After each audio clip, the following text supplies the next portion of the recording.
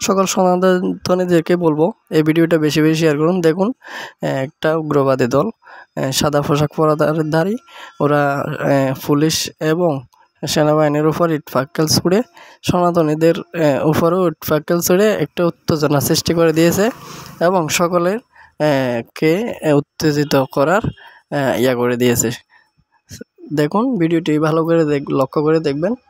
সবাই ইটপাটকেল ছুঁড়ে সেনাবাহিনী এবং সনাতনীদের উত্তেজিত করে দিয়ে তারা নারে তাকবীর বলে একটা স্লোগান দিবে।